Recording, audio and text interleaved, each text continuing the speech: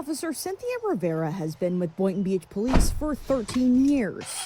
I love it every day. She says when she was hired, there was only a handful of women on the force. The agency has changed a lot within the last 13 years. You guys ready?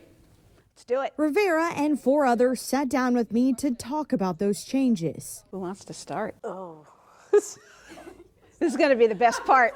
Boynton Police joined a national pledge called 30 by 30. That means 30% of the recruitment class will be women by 2030. That's huge. Deputy Chief Vanessa Snow says the department has been working to hire more women for years.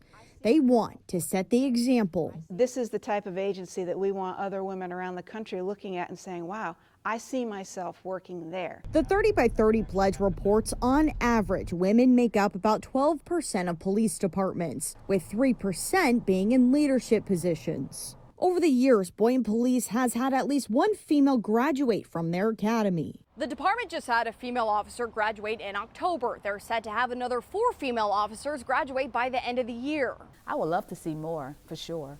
But if we can just get the 30% to start off, I think that's great. Sergeant Gladys Cannon says it's frustrating to need a pledge. She would like to see a world where it's a standard to hire women and men equally in law enforcement. It's been a long time. Research shows that women in policing use less force and are seen as more honest and compassionate. I've always tried to solve crimes as if like the victim was my family. Detective Daniel Whitefield says the pledge is not about women being better officers than men. It's about the differences women can offer and having the representation in a department. Coming from the detective side, when you're dealing with young children and victims of sexual abuse, sometimes they don't feel comfortable opening up to a male. Sergeant Christine Nolte says the perception around female officers is changing. It's kind of validating that, you know, this is a position that we belong, that we can do the job just as well. I jumped that 6-foot wall in that academy just like them. I've seen you jump 6-foot fences too.